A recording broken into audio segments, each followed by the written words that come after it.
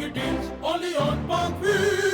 वालेकुम पाक व्यूअर्स, मेरा नाम है सुनील मंज और मैं पाक व्यूअर्स वीकली के और एपिसोड के साथ आपकी खिदमत में हाजिर हूँ। आज के वीकली का अगर कोई टाइटल हो तो मेरा ख्याल है पेट्रोल नामा होगा। लास्ट जितने भी वीकली हैं अगर आप किसी को भी उठा के देख लें, और जब मैं वीकली के लिए टॉपिक देख रहा होता हूँ तो असल में अफसोस होता है, और कोई ऐसी नई न्यूज़ नहीं है जो कि एक अच्छी न्यूज़ हो, या मैं आप लोगों को there is a light at the end of the tunnel. और तमाम वीकली जो है वो समझ लें मुझे बगैर, मैं समझ लूँ बगैर तैयारी के, मैं अगर एक दफ़ा ना भी पढ़ूँ और मैं वैसे ही रैंडमली जो है ना ब्लॉग पढ़े बगैर 4-5 आपको न्यूज़ें दूँ तो वो सारी सच होंगी, क्योंकि उनमें 3-4 चीज़ें ही होती हैं। पेट्रोल की प्राइस बढ़ने वाली है या बढ़ रही है, या मुल्क के अंदर जो है सर्टन प्लांट्स जो हैं वो बंद हो गए हैं, उनके साथ इंडस्ट्री बंद हो रही है। उसके अलावा 2-3 और जो है मोटरसाइकिल मैन्युफैक्चरर जो हैं उनके जो है प्राइसेस बढ़ जाती हैं। तो अगर आप कोई नया एक्सपेक्ट कर रहे हैं तो बेशक आप अभी स्क्रीन बंद कर दें, मैं आपसे मदद ही कर सकता हूँ, लेकिन मेरा काम ये है कि मैं आपको जो ट्रू डिपिक्शन है वो बताऊँ। मैं बिला वजह सियासी नारे ना लगाऊँ, मैंने आपसे कोई वोट नहीं लेना, ना मैंने कोई पोस्टर लगाना है अपना, इसलिए मैं आपको बिल्कुल सच सच बातें बताता हूँ। लास्ट वीकली में मैंने आप लोगों को बताया था कि लोगों ने व्हाट्सएप पे शो डाला था कि जी पेट्रोल 5 रुपये 15 रुपये इतना नीचे जाएगा, और आप वीकली निकाल के देख सकते हैं। मैंने आपको कहा था कुछ नहीं होगा, मगर गवर्नमेंट करना चाहती कम तो कर सकती थी, बिकॉज ग्लोबल प्राइसेस नीचे आते हैं। और उन्होंने कहा था जी ओगरा ने जो सिफारिश की है वो 15 रुपये की है, और लोगों का ख्याल ये था कि हम इतने प्यारे हैं कि हमें रमज़ान में रिलीफ पैकेज मिलेगा। मेरा नहीं ख्याल कि हमें ऐसा कोई रिलीफ पैकेज मिलेगा तो उस मुल्क लाइनों में लग के मौत ज़रूर मिल सकती है, आटे के नाम पे रिलीफ नहीं मिलने वाला। तो फ़िलहाल ये सूरत हाल है कि पेट्रोल की प्राइसेस जो हैं वो अगले 15 दिन के लिए सेम रखी गई हैं। पेट्रोल की भी, डीजल की भी। जो केरोसिन ऑयल है वो 10 रुपये कम हुआ है, और लाइट डीजल जो है वो 10 रुपये कम हुआ है। इन दोनों का इस्तेमाल मेरे और आपके रिलेशन में मुझे कहीं समझ नहीं आता, और ये उम्मीद सिर्फ अभी यहाँ तक लिए ख़त्म नहीं। अगली न्यूज़ मैंने जो आपको कहा था कि आज के इसका टाइटल पेट्रोल नामा रखना चाहिए, वो इसलिए रखा है मैंने क्योंकि मेरे ख्याल से हम लोगों को जो है ना देखना चाहिए कि हमारे इर्द गिर्द हो क्या रहा है। अभी मैंने आपको पिछले वीकली का बताया कि मैंने पिछले वीकली में बताया था कि पेट्रोल की, अगर आप फिर देखें जाके, मैंने बताया था कि पेट्रोल की सेल जो है वो काफ़ी नीचे गई हुई है। 28% डिक्लाइन है पेट्रोल की जो है कंजम्पशन में, क्योंकि पेट्रोल और डीजल जो है वो एवर हाईएस्ट के ऊपर खड़े हुए हैं। और अगर उस लिहाज से देखा जाए तो मैं ये कहता हूँ गवर्नमेंट का टैक्स रेवेन्यू जो इनके साथ आता है, और आरिफ हबीब सिक्योरिटीज़ ने एक रिपोर्ट शाया की है जिसके मुताबिक 28% जो है ना पेट्रोल सेल डाउन हुई है, और डीजल की जो सेल है वो 43% डाउन है। और उसमें मेन रीज़न ये भी हो सकती है कि डीजल का ज़्यादा इस्तेमाल ज़रूरी उसके लिए होता है, फिर बारिशें हो रही हैं, पेट्रोल की प्राइस नीचे आनी चाहिए बट नहीं आई, ना ही कोई इसके अंदर कोई मैं और आप उनका कुछ कर सकते हैं, दुआई कर सकते हैं। लेकिन एक जो और परेशानी की बात है वो अगला व्लॉग जो है वो ओपेक को लेके है। ओपेक जो है बेसिकली ऑयल प्रोड्यूसिंग या ऑयल एक्सपोर्टर जो प्रोड्यूसिंग कंट्रीज़ हैं उनका एक जो है आप गठजोड़ कह सकते हैं, एक कंसोर्शियम बना हुआ है ओपेक जिसको कहते हैं। और ओपेक जो है वो डिसाइड करता है कि टोटल प्रोडक्शन ऑफ ऑयल जो वर्ल्ड की क्या होगी, कितने बैरल्स बनाया जाएगा। हम अगर देखें तो पिछले हफ्तों से हम ये आपको बताते आ रहे थे कि ग्लोबल जो फ्यूल की प्राइसेस हैं वो नीचे जा रही हैं, पर बैरल जो रेट है वो नीचे जा रहा है। और उसकी रीज़न ये थी कि ग्लोबली जो डिमांड है वो कट हुई थी और सप्लाई ज़्यादा हो गई थी। तो ओपेक का काम ये है कि सप्लाई डिमांड को मैनेज करते हैं। उन्होंने ओवरनाइट जो है ना पिछले मंडे को मिलियंस ऑफ बैरल्स की जो है ना कट लगाई है अपनी प्रोडक्शन के ऊपर, जिसमें तमाम जो ओपेक के मेंबर्स हैं वो शामिल हैं। बल्कि हमारा फेवरेट रशिया, जो कि हमारा ख्याल था कि जी ये सऊदी और ये अमेरिकन जो है ग्रुप इससे अलहदा है और वो अपनी जो ऑयल को बेचेगा और सस्ता बेचेगा, उसने भी इस प्रोडक्शन कट में हिस्सा लिया है। तो इसका मतलब क्या है? इसका मतलब ये है कि जो हम अगली 15 तारीख को पहले हम नारे लगा रहे थे कि ग्लोबल प्राइस नीचे चली गई है तो प्राइस नीचे जाएगी, उसका रिवर्स हो चुका है। ग्लोबल प्राइस ऊपर चली गई है, और आपको और मुझे दोनों को पता है कि नीचे के साथ तो नीचे नहीं गई, लेकिन ऊपर के साथ ऊपर ज़रूर जाएगी। तो पेट्रोल को लेके जो है कोई अच्छी खबर नहीं है। बीच बीच में अगेन गवर्नमेंट के नारे, सियासी नारे, गवर्नमेंट के नारे हम सबको मिलते रहते हैं। और न्यूज़ ये है कि जो चीप रशियन जो ऑयल था वो पाकिस्तान आने वाला है मई के अंदर। बट मेरा ख्याल है वो जो उसके सम्राट हैं आवाम को मिलेंगे। अगर मैं ये सोचूं तो मैं बेवकूफ़ हूँगा, बिकॉज मई में जब ये पाकिस्तान में लैंड करेगा शिप, उस टाइम तक तो वैसी प्राइस रिवाइज़ हो गई होगी, और हम इतने अच्छे तो हैं नहीं कि हमें वो रशियन पेट्रोल हमें सस्ता मिल जाए। हमें फिर वही जो है ना कहते हैं ना जैसी गाल वैसी चपेट, हमें फिर वो महंगा मिलेगा। और अगेन ये व्लॉग अगर पढ़ के आप खुश होना चाहते हैं, थोड़ी देर के लिए अपनी आंखों को, दिल को तस्कीन देना चाहते हैं, दे लें। ऐसे कई लारे हमें पहले भी मिलते रहे हैं और हम इसके ऊपर सियासी लारों पर नारे भी लगाते रहे हैं। 15 से लेके 30 तारीख तक रिवाइज़ होना है। 23, 24, 25 के करीब ईद है, ईद के करीब वैसे भी सेल इनकी कमी होती है, कमर्शियल ट्रांसपोर्ट नहीं चल रही होती, तो वो 15 दिन का जो है शायद विंडो मिल जाए कि आपको या यही प्राइस मिले, या शायद थोड़ा सा मार्केटिंग के लिए गवर्नमेंट अपनी डिक्रीज़ कर दे। बट आगे का जो ट्रेजेक्ट्री है वो अभी मुझे नज़र नहीं आ रही कि पेट्रोल की प्राइसेस को कम होंगे। सो पेट्रोल नामा जो यहीं पे ख़त्म होता है, किस्सा मुझसे ये 15 तारीख तक पेट्रोल की प्राइसेस सेम है, रशियन तेल की आमद की वजह से शायद किसी का ख्याल हो नीचे जाएगी, मेरा नहीं ख्याल। जो ग्लोबल प्राइसेस को देख के लगता है कि आगे ऊपर जानी है।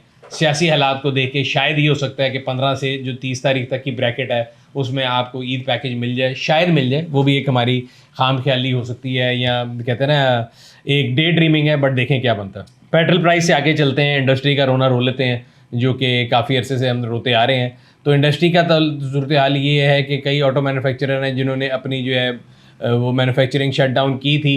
उसके साथ साथ मैंने आपको तब भी कहा था कि जब ये होगा तो अगली चीज़ ये होगी कि जो आपके पीछे इंडस्ट्री होती है, वेंडर इंडस्ट्री, वो भी शट डाउन होना शुरू हो जाएगी। सो जो एग्री ऑटो है वो एक वेंडर इंडस्ट्री का एक वेंडर है जो कि शॉक्स बनाता है, और उन्होंने जो है अपने शट डाउन का ऐलान किया है। रीज़न वही है कि जो उनके कस्टमर हैं जो कि ऑटो मैन्युफैक्चरर हैं, उनके प्लांट शट डाउन हो रहे हैं, तो उनकी जो सप्लाई और डिमांड की डिस्ट्रप्शन है उसकी वजह से उनको भी अपना प्लांट बंद करना पड़ रहा है। और ये अभी एक है नहीं जिसकी हम जिक्र कर रहे हैं, इस तरह की और भी कई जो है इंडस्ट्री के अंदर लोग आ रहे हैं जो कि सुबह शाम परेशानी का शिकार हैं। बट नहीं कि अगर किसी को समझ आ रही तो वो हमारी गवर्नमेंट है कि वो इसके बारे में कुछ करे। अगेन ऑटो इंडस्ट्री को हमेशा ये समझा जाता है कि जी वो शायद कोई नेगेटिव हैं उनको लिए, बल्कि एट टाइम लोग माफिया का वर्ड यूज़ करते हैं, जो मैं हमेशा कहता हूँ गलत है। ऑटो इंडस्ट्री माफिया नहीं है, माफिया मैं और आप वो लोग हैं जो कोई गाड़ियाँ लेके उनको स्टॉक करके बेचते हैं। किसी भी इंडस्ट्री, बेशक वो ऑटो हो, मैन्युफैक्चरिंग का काम ये होता है कि वो मैक्सिमम यूनिट मैन्युफैक्चर करे ताकि उसकी जो प्रोडक्शन कॉस्ट है वो नीचे आए। जब भी प्लांट की फिजिबिलिटी निकाली जाती है तो शॉर्टेज क्रिएट करने पे, होर्डिंग पे, ऑन कल्चर पे नहीं निकाली जाती, बल्कि वो निकाली जाती है कि टोटल प्रोडक्शन क्या होगी। सो ये इंडस्ट्री के लिहाज से एक बुरी न्यूज़ है जो कि आपको और मुझे मिल रही है और अभी मिलती रहेगी आगे से आगे, और भी जो है शट डाउन होते रहेंगे। अच्छा जी, इंडस्ट्री क्या है, एक तो ये न्यूज़ आ गई, दूसरी तरफ प्राइस इंक्रीजेज हो जा रही है। टोयोटा की जो सीबीयू लाइनअप है उसकी प्राइस फिर रिवाइज कर दी गई। अगेन डॉलर की प्राइसेस का रिलेशन है, डॉलर पिछले एक हफ्ते के अंदर 12 से 15 रुपए बढ़ गया है, तो ऑब्वियसली उसकी वजह से सीबीयू यूनिट जितने भी है टोयोटा के उनकी लाइनअप बढ़ गई है। Not the spokesperson of Toyota, you want to read it, आप जाके ब्लॉग पे पढ़ सकते हैं। सिर्फ टोयोटा नहीं, एक तो सीबीयू तो समझ आता ही आता है, सीकेडी यानी लोकली मेड गाड़ियों की प्राइसेस भी रिवाइज होती जा रही हैं और रिपीटेडली हो रही हैं। इस दफ़ा जो सुजुकी की प्राइस है वो इंक्रीज़ हुई है और नई प्राइसेस आपके सामने स्क्रीन में चल रही हैं, वो अप्रैल 6 से जो है इफेक्टिव हैं।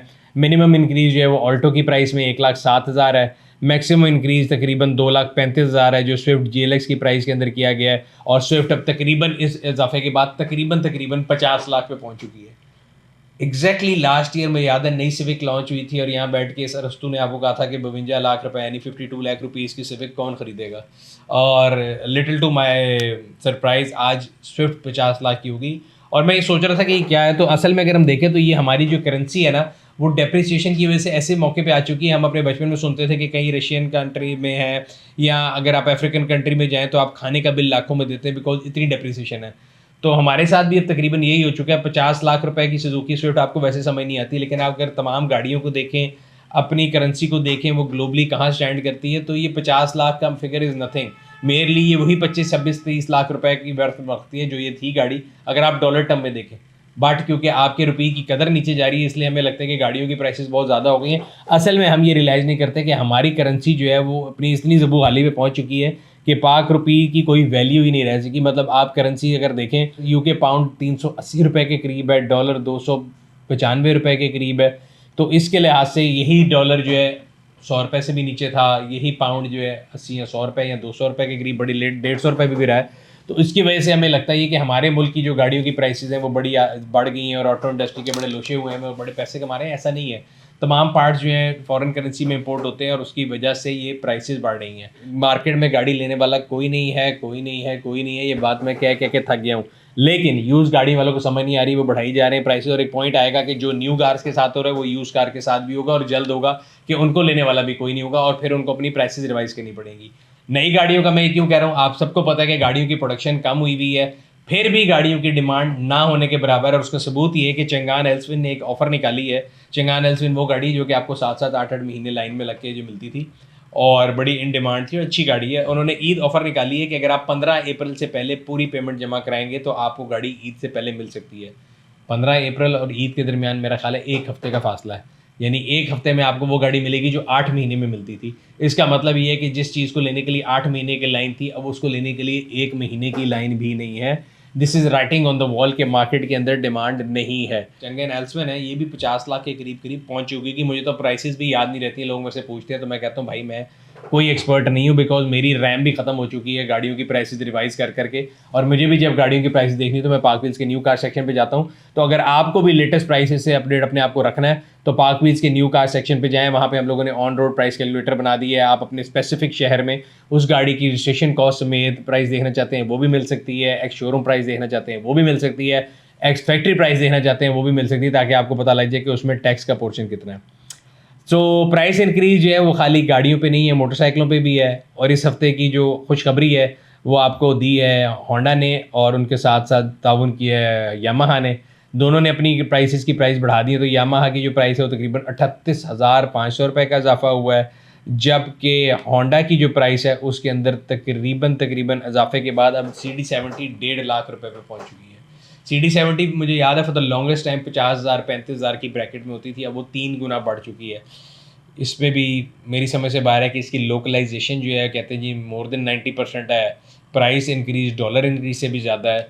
तो समथिंग इज़ रॉन्ग, इधर कोई ना कोई चीज़ मसला ज़रूर है।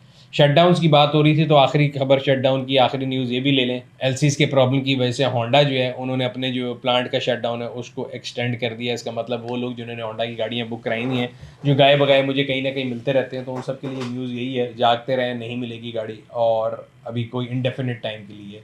और लोगों के पास सिर्फ एक ही रिट्रीट रह गया है कि वो मार्केट में जो खड़ी हुई गाड़ी है उनको ऑन पे लें, लेकिन ऑन के साथ जो गाड़ियों की प्राइसेस हैं वो इतनी ज़्यादा हैं कि मेरे से अगर कोई मशवरा करेगा तो मेरा जवाब ये है कि आप सब्र कर लें, बजाय इसके कि आप वो गाड़ी इतने ऑन पे लें।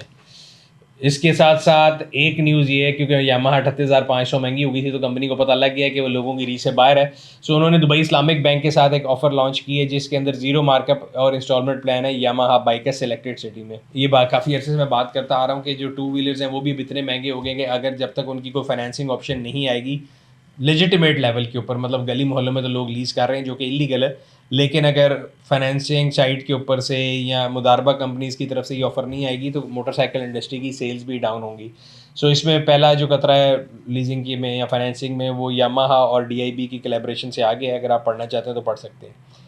अभी मैं पढ़ रहा था पाकिस्तान की ऑटो इंडस्ट्री के हालात और अपना रोना धोना, तो फिर एक न्यूज़ आई जो कि मुझे एक ऐसा लगा कि अगर वो कर सकते हैं तो हम भी कर सकते हैं। टर्की से न्यूज़ आई है। पहले तो हमारे पास टर्की से एक ड्रामा सीरियल आया था जो खान साहब कहते थे सारे ज़रूर देखें, और उसको हम लोगों ने ज़रूर देखा, लेकिन हम लोग सिर्फ ड्रामा और फिल्मों तक रह गए हैं। असल में जो स्टोरीज़ जिनको फॉलो करना है वो हम फॉलो नहीं करते। सो एक सक्सेस स्टोरी है, तैयब अर्दगान साहब ने जी अपनी सबसे पहली इलेक्ट्रिक गाड़ी जो है उसकी डिलीवरी ले ली है। मज़े की बात ये है कि टर्की हमारा मुस्लिम मुल्क है, हमारा फ्रेंडली मुल्क है, और हम उससे बड़ी चीज़ें इंस्पायर होकर उनका फ़ैशन भी लेके आ रहे हैं, उनके ड्रामे भी लेके आ रहे हैं।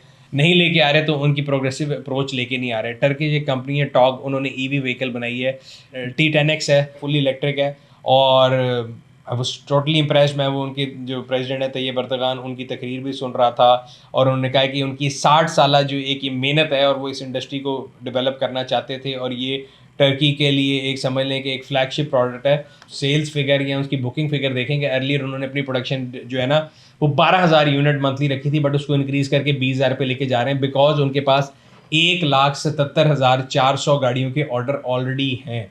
और ये सिर्फ टर्की के जो प्राइम मिनिस्टर हैं या जो प्रेसिडेंट हैं सिर्फ वो अपने इस्तेमाल के लिए नहीं कर रहे, प्रेसिडेंट जो है उनको दी गई ये गाड़ी। इसके साथ साथ अज़रबाईजान के जो प्रेसिडेंट हैं उनके लिए भी ये गाड़ी तैयार हो रही है। तो मेरे ख्याल से this is how you build a brand, this is how you build an industry, and this is how you build a nation.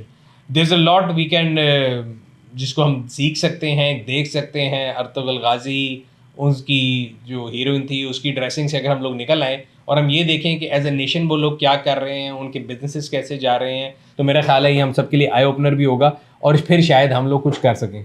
सारी बुरी न्यूज़ के दरमियान एक अच्छी न्यूज़ जो मुझे लगी थी, मैंने कहा चले आप लोगों से शेयर कर लेते हैं।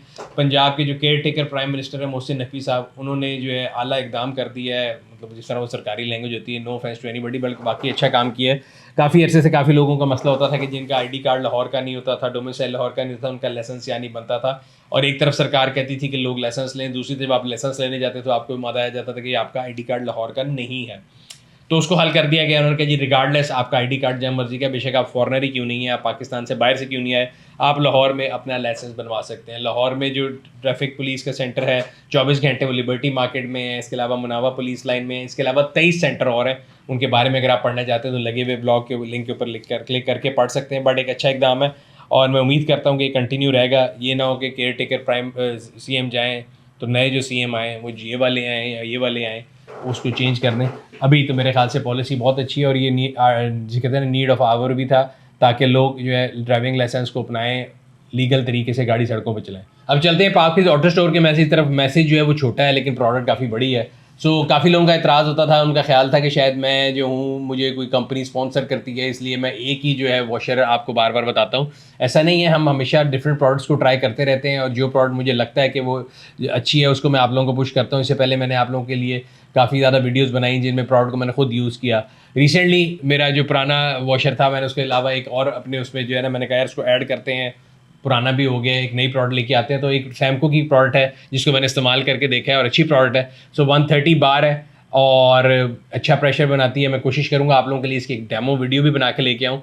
सो अगर अभी आप लोग अपनी गाड़ी के लिए प्रेशर वॉशर लेना चाहते हैं तो आप अभी जाके ऑर्डर प्लेस कर सकते हैं। प्रेशर वॉशर के 3-4 फ़वायद होते हैं जो मैं आपको हमेशा बताता हूँ। एक तो ये कि इससे प्रेशर से पानी आप गाड़ी के ऐसे ऐसे हिस्सों पर पहुँचा सकते हैं जिससे आप नॉर्मल पाइप से नहीं पहुंचा सकते। गाड़ी की सफाई बेहतर हो जाती है। सबसे इंपॉर्टेंटली कम पानी कंज्यूम होता है। पानी एक स्कार्स रिसोर्स है, उसकी कमी है। दुनिया में अगली आने वाली जंगें पानी की वजह से होनी है और यहाँ पे हम लोग पानी जो है उसको ज़ाया कर रहे होते हैं। तो प्रेशर वॉशर से अगर आप गाड़ी धोना चाहें तो एक बाल्टी पानी से आप पूरी गाड़ी को बड़े आराम से धो सकते हैं। तो मेरे ख्याल से जिस भी कंपनी का वॉशर लें, मैं ये नहीं कह रहा कि आप सैमको का लें, पायनियर का लें, जिसका भी लें, ये तो वैसे एक प्रोडक्ट मैंने आपको बताया है। लेकिन जनरली कोशिश ये करें कि अपनी गाड़ी की जो वॉशिंग हैबिट है उसको बेहतर करें, पानी को कंजर्व करें ताकि ये पानी हमारी आने वाली नस्लों के लिए भी अवेलेबल रहे।